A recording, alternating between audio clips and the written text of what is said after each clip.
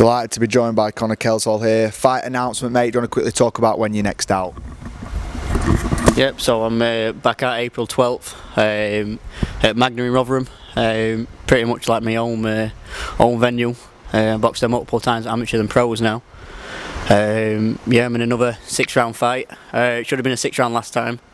No, just a 4-round tick over, getting back in. Not been out since July, so it should be the stepping stone towards big things this year. Obviously, it was good to get back out for yourself last month, or were it this month? Last month? This month. What was it like, obviously, getting out after an inactive year and then now being able to fight again so soon? You can call it inactive, but I've always been at gym sparring everyone. Like I sparred Conor Coggle for his fight. I've been sparring Jason over last year, Terry recently as well. So I've always been in gym and always been moving around doing stuff, even when I've been injured and stuff like that. No fight. So they were alright. It was nice to get that crowd rust off. Fighting in front of a crowd again, back where I belong. But I'm born to be in front of a crowd, so it was just nice to get that feeling again. Getting that buzz back, ready for this next fight. Would you say it was frustrating as well, like knowing like you said, you defended the English and you were probably close to you were going to defend the English again and then you kind of got injured. Was it a bit frustrating knowing that you probably were, if you won that fight and you didn't get injured, you probably were, you could have probably fought for a British title already. Was that a bit frustration there? No, because it's always set in stone. It's always a plan what's happened. It was frustrating at times because obviously I've been boxing for 18 years. I never once been injured. Obviously I've been injured twice last year. So it was different. It was a different experience. But it's all about being patient and waiting for that long game. My time will come. My shot will come. And me and Steph will make sure we're just ready for when it happens. Like you said, 6-rounder now. Is it a bit difficult for you? Because obviously there's a big fight coming up this Saturday, British title on the line. Craig Derbyshire's one of them, I believe, and the other one's Jay. Is it No, Derbyshire not. It's Jay Harris in it. He's one of them. Do you want to quickly evaluate that fight on Saturday? Because I'm guessing you're definitely going to be interested in that fight. So it's this Saturday for the British, Commonwealth and European flyweight against Conor Butler and Jay Harris. It's a brilliant fight. Both good kids. Got a long history with Conor Butler in amateurs. I believe Jay Harris will win. He's got the experience. He's fought for world titles. He went the distance with Martinez. So I believe he'll win. I hope Conor wins because I do want that good shot against Conor for a big title. I want it to be me and Conor, but I believe Jay Harris will win.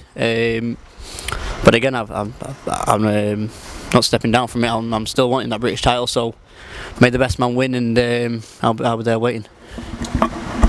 Is that kind of the mix you want to be involved with? Like, I know Derbyshire's is the weight below, then you've got Harris, you've got Butler. Is that kind of the mix you want to be in as soon as possible and be in all these big fights? I feel like I belong there. I don't think that's arrogant to say. I've won the English title against Ben Norman, a good name, and then obviously defended against Paul Roberts. So they're both good kids, and obviously I won pretty much every round against them both. So I feel like I deserve to be there. Obviously I've only had 10 fights. Obviously I've had a year out and things like that. So the last fight and then this fight, what I'm having, it's just getting back into that mix again, and. I do feel like I deserve to be among them names, and I don't think that's disrespectful saying that, but I'm a good challenger for it, and I'm a good contender to be in that mix.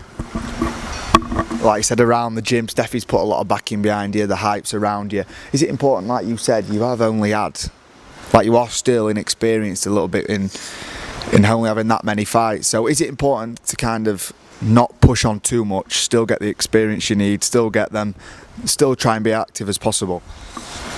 Because obviously in amateur I was fighting all the time. I had 68 fights as an amateur, winning a national title every year, 5 consecutive years. So I was always busy. Obviously this pro game I'm fighting like 4-5 times a year. So it's nice to be busy. I'm one of them fighters who You tell me I'm fighting, I'm fighting. You tell me I'm sparring next week, I'm sparring next week. You just phone me up, I'm doing whatever you tell me to do.